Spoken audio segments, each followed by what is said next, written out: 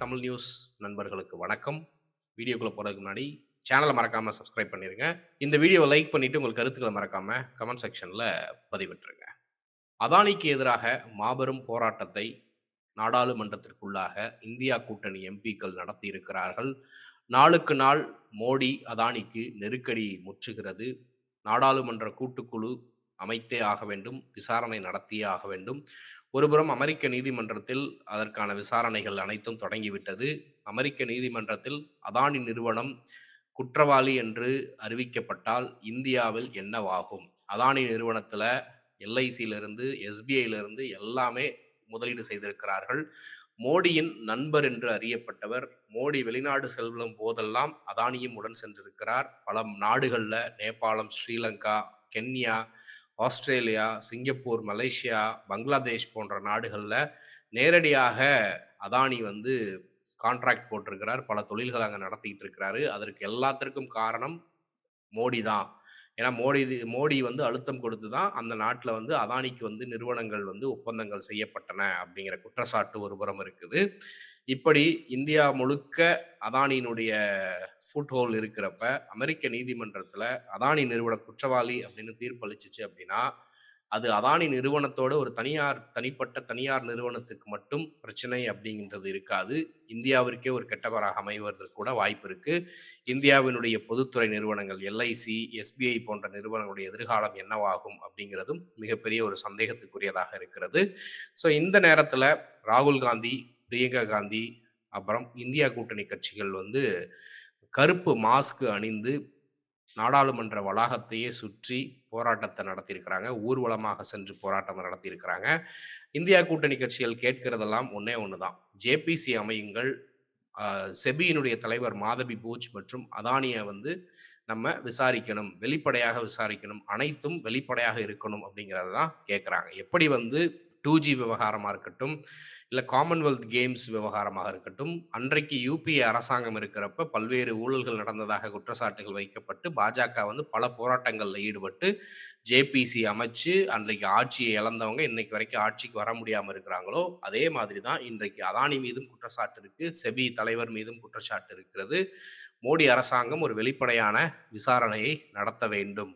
ஓடி ஒளியக்கூடாது, இல்ல டைவர்ட் பண்ணக்கூடாது அப்படிங்கிறது தான் இந்தியா கூட்டணி கட்சிகளுடைய கோரிக்கையாக இருக்கு. குறிப்பாக ராகுல் காந்தி மற்றும் காங்கிரஸ் கட்சியினுடைய குறிக்கோளாக இருக்கிறது அப்படிங்கிறத நம்ம பார்க்க முடிகிறது. ஸோ இந்த விவகாரம் நாளுக்கு நாள் அதிகரித்து கொண்டே இருக்கிறது. என்னதான் வந்து ஊடகங்கள வந்து கையில வச்சுக்கிட்டதுனால வெளியில வந்து செய்திகள் வராம இருக்கலாம். ஆனால் உள்ளுக்குள்ள புகைஞ்சு கொண்டு தான் இருக்கிறது அப்படிங்கிறத நம்ம பார்க்க முடியுது.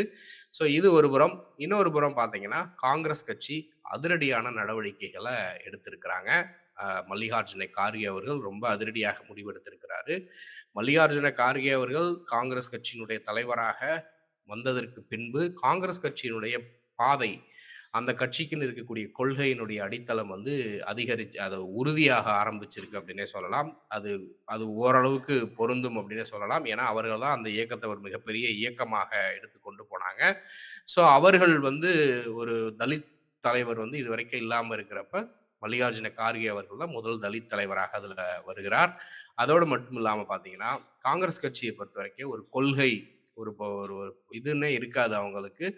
இன்றைக்கு ஒரு சமூக நீதி பாதை, இடதுசாரி அரசியல் அப்படிங்கிறத தீவிரமா காங்கிரஸ் கட்சி கையில எடுத்திருக்கிறாங்க. குறிப்பாக ராகுல் காந்தி, மல்லிகார்ஜுன கார்கே போன்றவர்களுடைய தீவிரத்தன்மை வந்து இன்றைக்கு காங்கிரஸ் கட்சிக்கு ஒரு புதிய உத்வேகத்தையே குடுத்திருக்கு அப்படின்னே சொல்லலாம். இதற்கு முன்பு வந்து எக்ஸ்ட்ரீம் ரைட் வலதுசாரி சிந்தனை உள்ள ஆட்களும் காங்கிரஸ் கட்சியில இருப்பாங்க. இடதுசாரி சிந்தனை உள்ளவர்களும் இருப்பாங்க. இப்பயும் இருக்கிறாங்க. ஆனாலும் அந்த கட்சிக்கு வந்து இதுதான் எங்க கட்சியினுடைய கொள்கை அப்படிங்கிற மாதிரி எதுவும் பெரிய அளவுக்கு வெளிய காட்டிக்க மாட்டாங்க. பட் இன்றைக்கு அத காட்டக்கூடிய இடத்துக்கு அவங்க வந்துட்டாங்க. அது இந்தியா போன்ற நாடுக்கு நிச்சயமாக நன்மை பயக்கக்கூடிய வகையில தான் இருக்கும் அப்படிங்கிறதில் எந்த ஒரு சந்தேகமுமே இல்ல. இன்றைக்கு காங்கிரஸ் கட்சி முன்வைக்கக்கூடிய பல திட்டங்களுடைய அழுத்தத்தினால தான் பாஜகவும் ஆர்எஸ்எஸ் அமைப்பும் பார்த்தீங்கன்னா, அவர்களுடைய கொள்கைக்கு முற்றிலும் எதிராக இருக்கக்கூடிய பல விஷயங்களையும் வேற வழி இல்லாம செய்யக்கூடிய நிலைமைக்கு தள்ளப்பட்டிருக்கிறாங்க.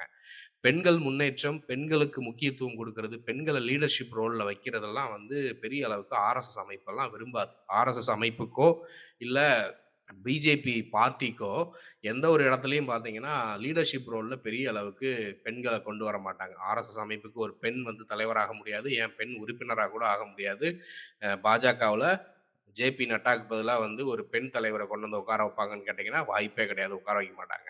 ஏன்னா, அவங்க பேசிக்காவே சனாதன தர்மத்த நம்புறதுனால, அதுல வந்து பெண்களுக்கு பெரிய அளவுக்கு முக்கியத்துவம் குடுக்க மாட்டாங்க. ஆனால், இன்றைக்கு வேற வழி இல்லை. இந்தியா முழுக்க பெண்களை மையப்படுத்தி கொண்டு வரக்கூடிய நலத்திட்டங்கள் வந்து மக்கள் மத்தியில வரவேற்பு பெறுது. அதன் மூலமாக தேர்தல்ல வெற்றிகள் வந்து கிடைக்குது அப்படிங்கிறதுனால, பிஜேபி அந்த காயின கையில எடுத்திருக்கிறாங்க. பிஜேபி வழக்கம் போல கையில எடுக்கக்கூடிய அந்த மதவாத அரசியல் வந்து இனிமேலும் அவர்களுக்கு வேலை செய்ய போவதில்ல அப்படிங்கிறது தெரிஞ்சு போச்சு. ஆனாலும் இன்றைக்கும் இந்த அதானி விவகாரத்த மடைமாற்றம் செய்வதற்காக ஒருபுறம் உத்தரப்பிரதேசத்தில கலவரம் வெடிக்குது. இன்னொரு புறம் அஸ்ஸாம்ல மாநிலம் முழுக்க பீஃப வந்து தடை பண்றோம் அப்படின்னு குரங்கு வேலையெல்லாம் செஞ்சுட்டு இருக்கிறத பார்க்க முடியுது. ஸோ இதெல்லாம் ஒரு அளவுக்கு தான் மக்கள் மத்தியில நிக்கும். அது மிச்சதெல்லாம் அவர்களுக்கே பேக் ஃபயர் ஆகும். எப்படி வந்து பசுவதை தடை சட்டத்த கொண்டு வந்திருக்கிறோம்னு சொல்லி உத்தரப்பிரதேசத்தில இம்ப்ளிமெண்ட் பண்ணி, அந்த மாநிலம் முழுக்க விவசாயிகளே அந்த அரச வந்து கடிஞ்சு கொண்டத பார்த்துருக்கிறோம் இல்லையா?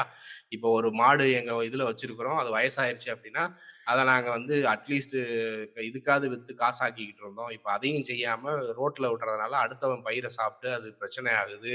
மாநிலம் முழுக்க மாடுகள் ரோட்ல சுத்தி திரியுது அப்படிங்கிற ஒரு பிரச்சனை வந்துச்சு.